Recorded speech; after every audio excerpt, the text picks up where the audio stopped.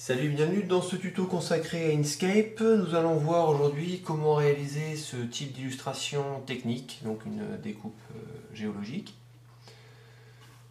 Donc on partira d'un modèle, de ce modèle-là, et on essaiera de voir comment réaliser ce type d'illustration en utilisant notamment l'éditeur d'effets de chemin et les objets en motif.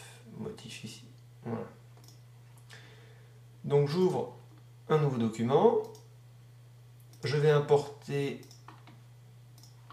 l'illustration qui va nous servir de modèle.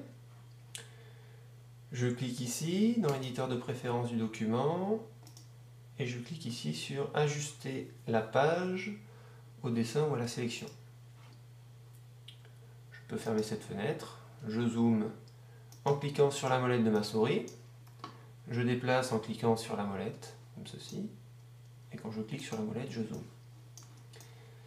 Je fais apparaître la palette des calques, Shift, Ctrl L, et je renomme ici le calque en calque modèle. Je clique sur plus, et je vais appeler ce calque illustration. Ajouter. Le calque modèle, je le verrouille, je le mets à 50%. On enregistre notre document qu'on va appeler découpe. Ou coupe. Allez, coupe 2. J'enregistre. Alors dans un premier temps, nous allons réaliser les différents motifs. Alors ici, nous voyons que nous avons une ligne avec comme une espèce de petites briques. Pour cela, je vais prendre l'outil courbe de Bézier. Donc je clique une première fois, je fais une ligne. Donc j'appuie sur CTRL.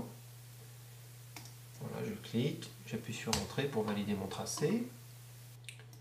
Je vais maintenant réaliser des petits traits dans le sens vertical, toujours avec l'outil Bézier. Donc je clique, j'appuie sur CTRL, je clique ici, je valide. Je clique sur la flèche noire ou F1. Je sélectionne cet objet, je le déplace et j'appuie sur la barre d'espace pour pouvoir le dupliquer rapidement plusieurs fois. Voilà, on va dire que c'est bon. Je sélectionne ces petits tracés, je clique ici dans Aligner et distribuer. Je clique sur Aligner au bord inférieur. J'aurais dû tout sélectionner comme ceci. Voilà. Je sélectionne que les traits verticaux. Je clique ici. Voilà. Je peux les allonger. Je les sélectionne. Je duplique. CTRL D ou édition dupliquer. Je les déplace comme ceci. Je sélectionne tout ça, sauf le tracé horizontal. Voilà. Donc là, c'est bon. Je clique maintenant sur l'outil magnétisme des points. Je vais sélectionner ici le nœud là, comme ceci, et ce nœud ici. Je supprime ce tracé vertical là. J'ai peut-être fait une erreur, il me semble, oui. On va voir ça tout de suite. Donc là, je vais dans chemin, je fais combiner. Je veux maintenant édition copier le chemin. Donc ce motif va nous servir avec l'éditeur d'effets chemin en choisissant ici modifier suivant le chemin. Donc il est bien dans le presse-papier. Donc je recommence édition copier. Je prends maintenant l'outil courbe de Bézier. Je vais ici dans forme et je fais à partir du presse-papier. Je vais maintenant cliquer ici, cliquer glisser. Je déplace en appuyant sur la molette de ma souris. Je clique ici. J'essaye à ce que ce tracé soit entre ces deux points, enfin suivre ce tracé là, voilà. Donc j'appuie sur entrée. Donc là on a un petit souci, alors oui c'est normal, on va supprimer le remplissage et on va mettre un contour. Donc pour mettre un contour, soit on passe ici par la palette remplissage et contour et on clique ici sur contour. À ce moment-là, voilà, on a notre petit motif qui s'étire le long de notre tracé. Ou soit on appuie sur Shift et on clique ici sur la couleur désirée. Voilà. Donc là, on va régler pardon, notre motif. On va tout de suite aller dans copie du motif, répéter et étirer. On va diminuer sa largeur à 0,5. Voilà. Là, on voit qu'on a une petite erreur ici. Alors, c'est que le motif a mal été réalisé. On va tout de suite le modifier. On va déplacer ce nœud ici et supprimer ce segment vertical. Donc, je le copie. Édition, copier. Ou alors, on peut aussi faire ça, copier. Je sélectionne ce tracé et je clique ici pour remplacer par le nouveau chemin, par le nouveau motif, pardon. Et mon motif s'applique bien donc sur ce nouveau chemin et c'est beaucoup mieux. Donc on peut quand même encore réduire peut-être un peu. Voilà. On va revenir ici avec l'outil éditer les nœuds ou F2, on peut corriger l'emplacement du nœud. Et voilà, donc là c'est bien, là ça suit pas mal. Ouais, c'est pas mal. Ici on aura peut-être... Donc on peut double-cliquer pour ajouter un nœud, ce qui va nous permettre de corriger ici, de faire que ça colle un peu mieux. Voilà, là c'est pas mal. Voilà, comme ceci. Allez hop. Voilà, on va dire que c'est bon. Alors admettons que l'on veuille modifier, parce que là on trouve qu'il y a trop d'écartement entre chaque trait. On peut également ici cliquer sur cet outil-là qui affiche donc le paramètre de l'effet chemin, qui a pour but de nous faire apparaître donc le motif qui s'applique ici. Donc si je modifie par exemple celui-là, on voit bien que à cet endroit-là ça a bougé. Vous voyez? Donc CTRL Z deux fois. Je sélectionne la totalité donc, de ce motif et on vérifie bien que cette icône est appuyée. Donc en cliquant sur la flèche ici et en appuyant sur CTRL, je redimensionne mon motif et il a été réduit ici, vous voyez. Donc c'est très pratique. Voilà, je vais diminuer l'épaisseur maintenant. Donc clic droit, on va le passer à 1,5. Voilà, c'est pas mal. Je refais apparaître l'éditeur d'effet chemin. On va augmenter la largeur à 6. Voilà, donc là le principe est relativement simple. Il nous reste maintenant à créer donc ici. Donc là c'est un motif avec 1, 2, 3. Avant on va créer donc cette ligne noire ici qui est assez épaisse. Donc je désactive le magnétisme. Je clique ici, je glisse. Je clique ici, je glisse. Je me mets ici, je clique, je glisse. J'appuie sur entrée. Donc il me met toujours un fond, c'est un petit peu embêtant. Je supprime le fond. Shift et je mets... Ah oui, alors là il m'a enregistré le presse-papier. Donc je vais supprimer l'effet chemin. Voilà, j'en ai pas besoin. Donc je recommence, je clique sur l'utilité les nœuds, je déplace ici la poignée. Voilà, l'épaisseur de 3, c'est pas mal. Ici, alors on peut supprimer le nœud en appuyant sur Sup, voir ce que ça donne. Non, c'est pas bon. Donc je clique sur ce nœud là, je clique ici sur la poignée. Je vais réduire un peu celle-là. Voilà. Alors maintenant qu'on a compris, on va réaliser donc la partie du dessous, à peu près le même principe. Donc je vais utiliser cette partie-là. Donc je duplique, CTRL D. Je vais déplacer ça sur le côté en appuyant sur CTRL pour bien rester à l'horizontale. Je fais objet, chemin séparé. Donc je vais utiliser cette ligne ici. Donc j'active le magnétisme. Magnétisme des nœuds. Donc ici il faut que ce soit coché. Je déplace. Alors d'abord je duplique. CTRL D. Donc ma ligne est dupliquée. Je la déplace vers le bas. Et je vais déplacer maintenant ces petits traits verticaux. Donc pour les sélectionner tous, j'appuie sur Shift, je duplique et je les déplace vers le bas. Alors j'aurais dû aussi activer le magnétisme par rapport au chemin. Voilà. Donc je vais CTRL Z, je les déplace et j'appuie sur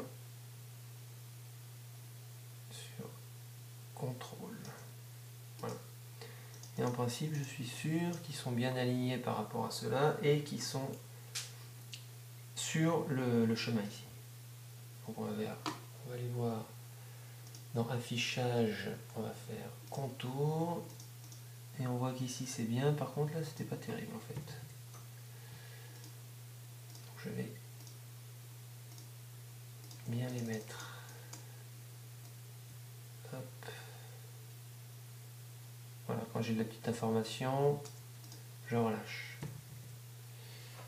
Donc je reviens à un affichage normal, CTRL 5, je sélectionne tout ça, je fais CTRL K pour les combiner. Donc je sélectionne comme tout à l'heure, avant ça je copie, pardon, donc je sélectionne bien mon objet, édition, copier, je sélectionne l'outil courbe de Bézier, donc je me mets à cet endroit là, voilà, je clique, je glisse, je désactive le magnétisme qui m'embête, je me mets ici à peu près au milieu des trois petits rectangles, je clique, je glisse. Voilà, on essaie que la ligne soit bien au milieu, je clique, je glisse. Donc là c'est pas mal, ici il faudra corriger, j'appuie sur entrée pour valider, donc comme tout à l'heure, un petit bug, il me met un remplissage, donc c'est pas grave, je supprime le remplissage, je mets un contour, je fais apparaître la palette éditeur d'effets de chemin, je réduis, je vais mettre à 0,4, je change ici, je mets répéter étirer,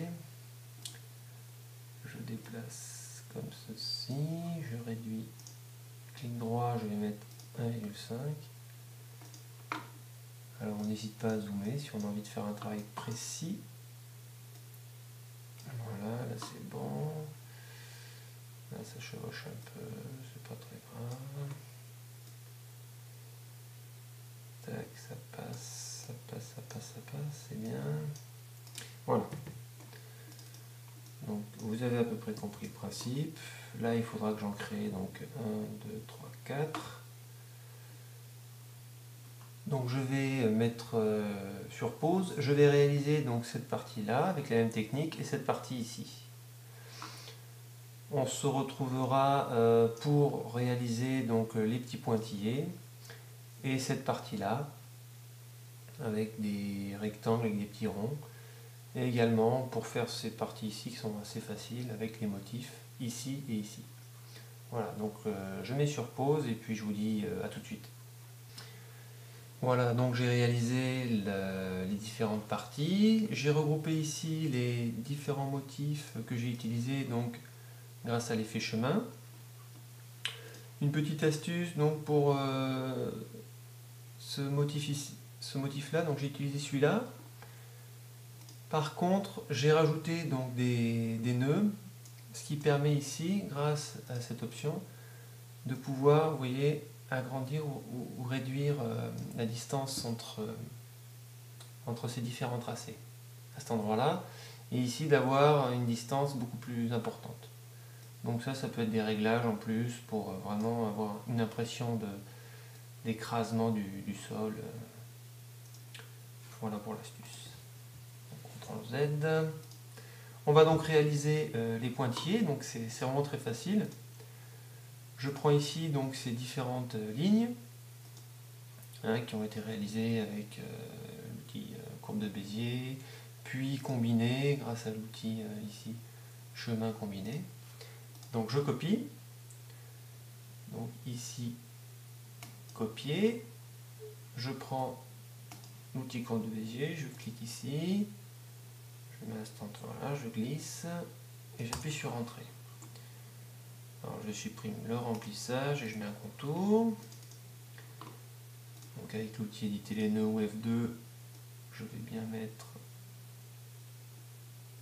mes différents contours. Vous voyez, il est important qu'il y ait une poignée à chaque nœud. Donc pour faire apparaître la poignée ici, j'appuie sur Shift, j'appuie sur le nœud et je glisse, ce qui me permet d'avoir la poignée.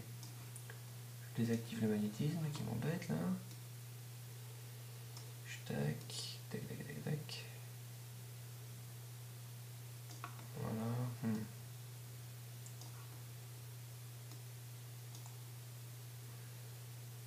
Bon, là il y a un souci, je vais rajouter un nœud.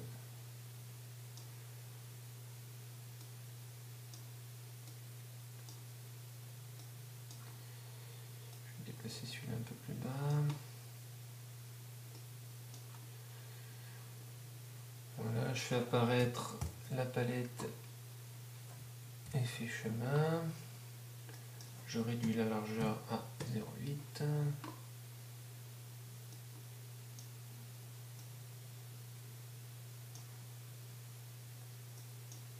Quelques petits soucis de réglage.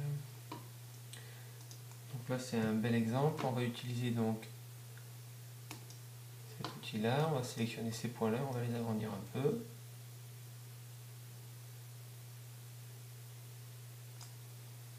Voilà. On va cliquer ici sur rendre le nœud symétrique, ce qui permet d'avoir une ligne beaucoup plus courbe. On va réduire ici à 0,7.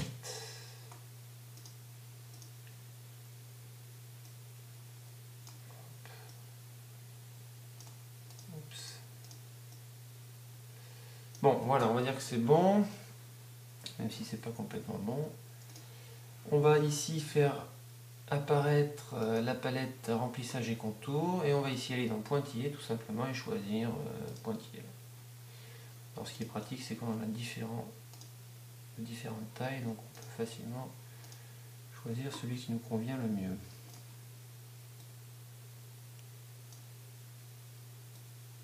Oups, voilà, CTRL Z.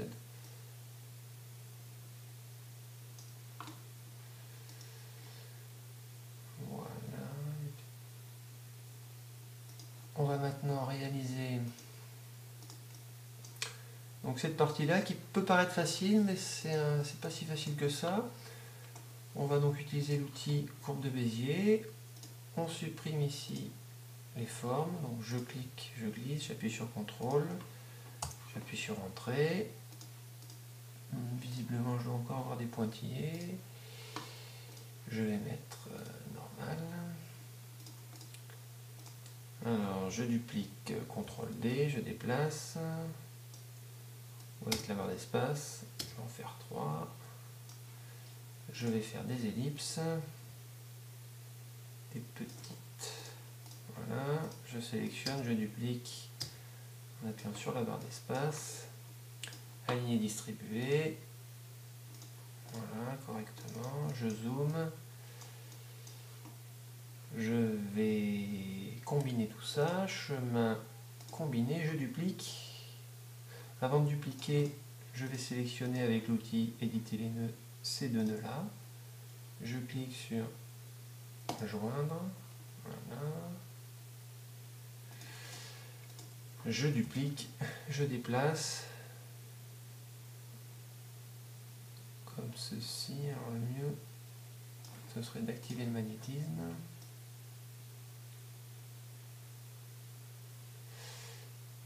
Voilà. Ce qui aurait été intéressant, c'est que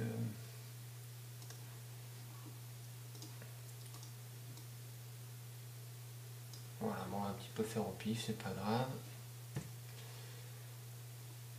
Alors je vais sélectionner tout ça, je vais dans chemin, je fais séparer, je prends l'outil éditer les nœuds, je vais supprimer maintenant ce nœud là, pardon, ce nœud ici, avec supr, je déplace ce nœud sur l'autre, je supprime ce nœud là, je sélectionne les deux nœuds, je supprime ici le segment, pareil ici, je supprime le nœud, je déplace mon segment, je sais plus, ici, je supprime la totalité là, je déplace ici le segment ici, tac, voilà, est-ce que j'ai besoin d'en bas, on va laisser comme ça.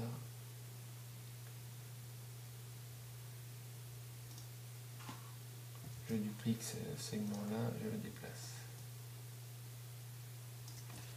Je passe en mode contour, je zoome pour vraiment le caler, voilà, le mieux possible. Je sélectionne tout ça et j'appuie sur CTRL K pour les combiner. Alors en principe tout est bien aligné. On ne devrait pas avoir trop de surprises, quoique. Donc notre motif est réalisé. Je repasse en mode normal. Je le mets ici, je le copie. Je prends l'outil Bézier, je clique ici. Je clique, je glisse, j'appuie sur Entrée. Zut, j'ai oublié ici. Voilà, à partir du presse-papier. Donc je clique, je désactive le magnétisme, je clique, je glisse. Je clique ici, je glisse, j'appuie sur Entrée. Je supprime le remplissage, je mets un contour. Je fais apparaître la palette chemin. 0,25. Répéter, étirer. Répéter, étirer. Donc on voit que c'est quand même pas terrible. Donc outil éditer les nœuds, je clique ici, je sélectionne tout ça, je le déplace et je vais réduire la taille. Le mieux pour ce type de motif, il faut éviter de le déformer. Donc on va le laisser à 1 et on va réduire ici le motif. Cela permet en fait d'avoir des cercles qui restent vraiment ronds. Voilà. Et de pouvoir les caler correctement. Voilà, on va voir maintenant des motifs beaucoup plus simples, c'est-à-dire des motifs en croix. Donc là, vraiment très très simple. Donc je fais un rectangle, je duplique, j'appuie pour avoir les flèches de rotation, je clique dessus, j'appuie sur CTRL, je sélectionne, CTRL K pour les fusionner, je duplique avec espace. Voilà, aligner, distribuer. Hop, hop. Je duplique, je déplace, je sélectionne tout ça, tac, je duplique, voilà, c'est peut-être un peu au pif, c'est pas grave, j'aurais dû combiner ça d'abord, combiner, combiner, combiner, combiner, je sélectionne tout, voilà. Donc je vais aller maintenant d'abord je vais grouper, je vais grouper 2 fois, je mets ça sur le côté. Alors pour l'astuce, je crée un clone et c'est le clone que je vais convertir en objet motif.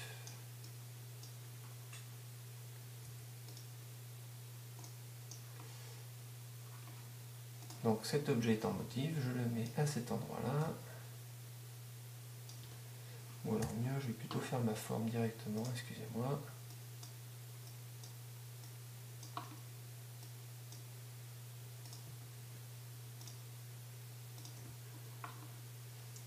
Bien sûr, sans effet de chemin, avec un contour, et je vais appliquer mon motif ici. voilà, qui s'appelle Pattern 6985. Alors, avec l'outil éditer les nœuds, on peut, alors voilà, ici on peut déplacer le motif dans notre objet, lui faire une petite rotation et augmenter ou diminuer sa taille. Donc ça c'est vraiment pratique. Donc là on va un petit peu augmenter la taille, voilà, comme ceci.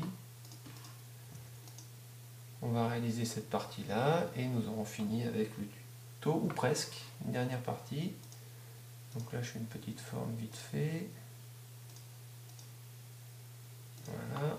Ah, j'ai encore oublié. Décidément.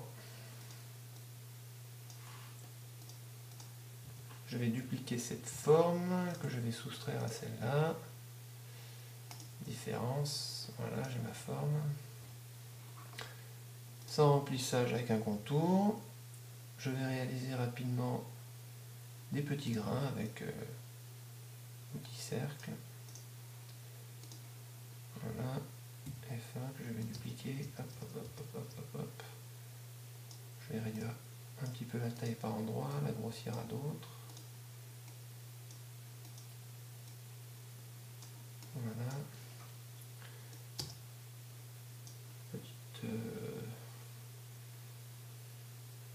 Une petite rotation peut-être. Voilà. Donc je groupe 2 fois, je fais un clone. Objet, objet en motif. Motif. Alors c'est pas celui-là, c'est celui-là. Voilà, donc comme tout à l'heure avec l'outil F2, on peut déplacer, réduire. Voilà.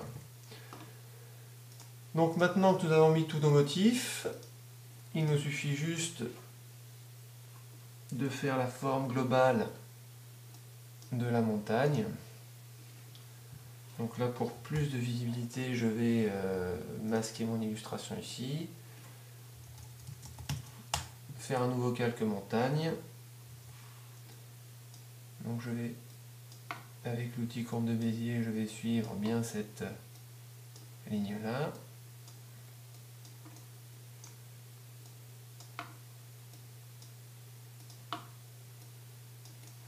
Donc je clique, je glisse, je clique, je glisse, je clique, je glisse, je clique, je glisse, je clique, je glisse, j'appuie sur Entrée, décidément, je vais l'arrêter, j'en ai plus besoin. Je reprends ici, je clique, je glisse, je clique, je glisse, pour avoir nos petits arrondis. Voilà.